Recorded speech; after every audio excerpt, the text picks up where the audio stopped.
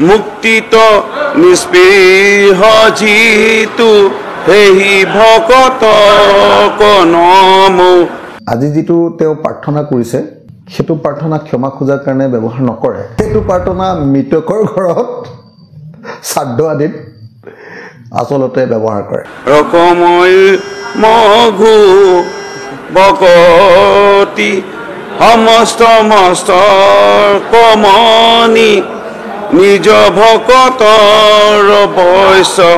ভজু হেন দেৱ যদুপতি যাৰ ৰাম কৃষ্ণ নমো। হে প্ৰভু যাৰ ৰাম কৃষ্ণ নমো। মই এই প্ৰাৰ্থনাৰে মই পুনৰবাৰ মাননীয় মুখ্যমন্ত্ৰী ডক্টৰ হেমন্ত বিশ্ব শৰ্মা ডাঙৰীয়া আৰু মাননীয় আমাৰ দলৰ সভাপতি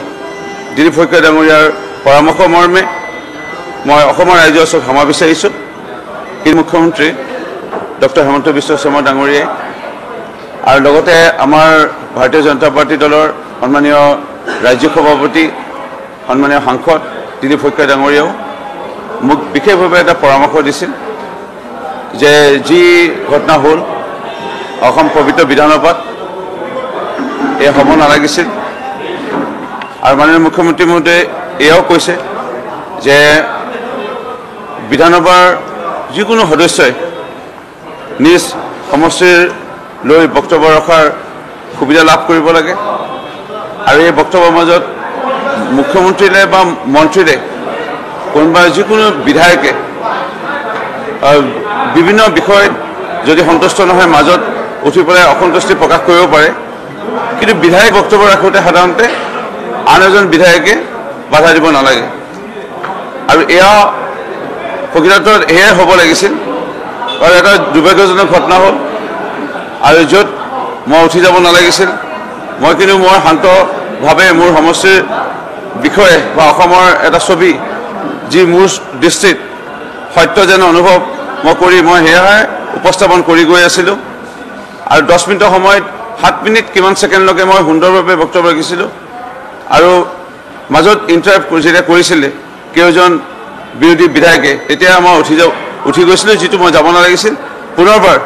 মই মাননীয় মুখ্যমন্ত্ৰী ডক্টৰ হেমন্ত বিশ্ব শৰ্মা ডাঙৰীয়া আৰু আমাৰ দলৰ সভাপতি দিলীপ শইকীয়া ডাঙৰীয়াৰ পৰামৰ্শ মৰ্মে সদনৰ ভিতৰতে সময় বিচৰাৰ লগতে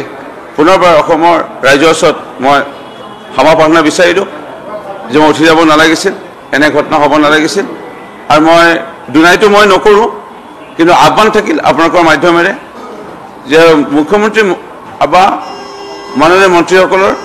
যদি কোনো কথা সন্তুষ্ট নহয়, কোনো বিধায়কে তেওঁলোকৰ মাজত ইণ্টাৰাপ্ট কৰাটো বেলেগ কথা, কিন্তু বিধায়কে বিধায়কৰ মাজত ইণ্টাৰাপ্ট কৰিব নালাগে। অত্যন্ত মই কাকো ইণ্টাৰাপ্ট নকৰোঁ, মোৰ মাজত কোনোজন বাধা নিদিয়ে বা ইণ্টাৰাপ্ট নকৰে, সেয়া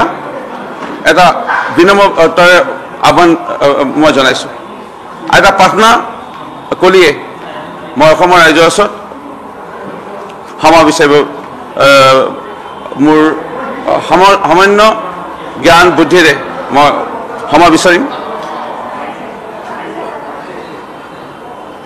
তেওঁ বোধহয় সেই প্ৰাৰ্থনাটো এইকাৰণেই গালে যে তেওঁলোকে গণতন্ত্ৰক হত্যা কৰিছে আৰু গণতন্ত্ৰক হত্যা কৰা বুলি সেই যিটো শ্ৰাদ্ধ গণতন্ত্ৰৰ শ্ৰাদ্ধ পাতিছে সেই শ্ৰাদ্ধ অনুষ্ঠানৰ প্ৰাৰ্থনাৰূপে নিশ্চয় তেওঁ প্ৰাৰ্থনাটো গাইছে। সেইকাৰণে মই ভাবোঁ যে ৰূপজ্যোতি কুৰ্মীৰ আচলতে প্ৰাৰ্থনাৰ কোনো মূল্যও নাই। মই ভাবোঁ যে তেওঁৰ ভগৱানৰ প্ৰতি যিটো সেইটো চাগে নাটক যেনে লাগে। কাৰণ দেখিছিলোঁ বিধানসভাত তেওঁ প্ৰথম দিনা ক্ষমা খুজিলে, ক্ষমা খোজাৰ পাছত আকৌ ঘৰত গৈ ক'লে যে মোক যদি কোনোবাই ডিষ্টাৰ্ব কৰে মই ইয়াতকৈ 10 গুণ বেছি আৰু অত্যাচাৰ কৰিম, উৎপাত কৰিম। তাৰমানে তেওঁ যে ভুল কৰিছে, তেওঁ যে অপৰাধ কৰিছে সেই কথাটো মানি ল'বলৈ তেওঁ প্ৰস্তুত নহয়। মাত্ৰ তেওঁলোকৰ জনতাৰ পৰা অহা প্ৰতিবাদ আৰু তেওঁলোকৰ দলৰ সভাপতি, ৰাজ্যিক সভাপতি আৰু মুখ্যমন্ত্ৰীৰ কথা পেলাব নোৱাৰিহে, যিহেতু মুখ্যমন্ত্ৰী আৰু দলৰ সভাপতিয়ে কৈ দিলে ৰাজহুৱাকৈ যে এইটো বহুত বেয়া কাম হ'ল। কাৰণ সাংঘাতিক ধৰণে মানুহৰ মাজত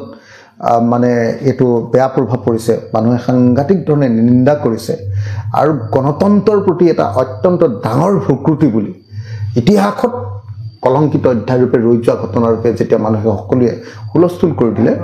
তেতিয়া বিজেপিৰ ৰাজ্যিক সভাপতি আৰু হিমন্ত বিশ্ব শৰ্মাই ৰূপজ্যোতি কুৰ্মীক ক্ষমা খুজিব লাগে বুলি ক'লে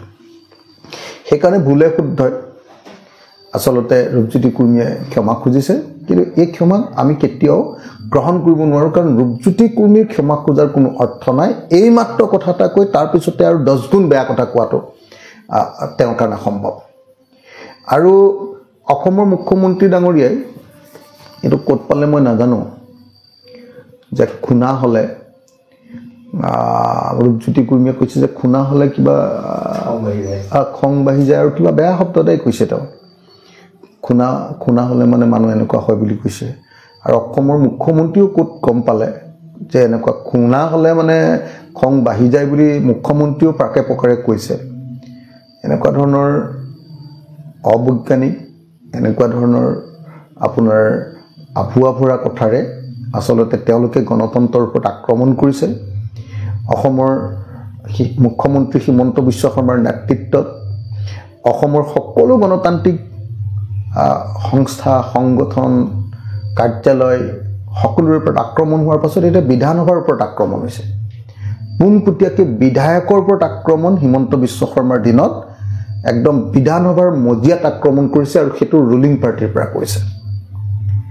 তো তেনেকুৱা এক ভয়াৱহ দিন এটা কলা দিন এটা হিমন্ত বিশ্ব শৰ্মাই এটা ফেচিষ্ট কলা দিন এটা হিমন্ত বিশ্ব শৰ্মাৰ শাসনত হৈছে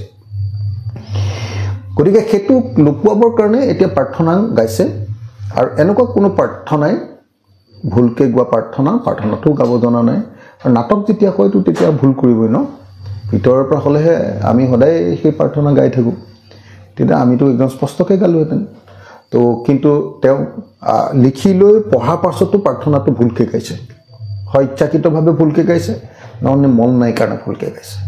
গতিকে মই ভাবোঁ যে ৰূপজ্যোতি কুৰ্মীৰ এনেকুৱা ধৰণৰ ক্ষমা প্ৰাৰ্থনাৰ কোনো ভিত্তি নাই আৰু মই ভাবোঁ যে ৰূপজ্যোতি কুৰ্মীক অসমৰ কোনো মানুহে ক্ষমাও নকৰে কাৰণ তেওঁ অটপালি দেখি দেখি অসমৰ মানুহে একদম মানে অসহ্যকৰ হৈ পৰিছে আৰু হিমন্ত বিশ্ব শৰ্মা চৰকাৰখনৰ যি অটপালি যে ফেচিষ্ট আচৰণ স্বৈৰাচাৰী আচৰণ সকলো মানুহৰ ওপৰত আক্ৰমণ ফেচবুকত কিবা এটা লিখিলে আক্ৰমণ কৰে জেলত ভৰাই থয় সাংবাদিকক আজি আপুনি দেখিলে বাতৰি আনিবলৈ যাওঁতে জেলত ভৰাবলৈ লৈছে আকৌ বিধানসভাৰ ওপৰত যেতিয়া বিধায়কসকলৰ ওপৰতো আক্ৰমণ কৰিছে অসমৰ মানুহে ক্ষমা কৰাৰ প্ৰশ্নই উঠিব নোৱাৰে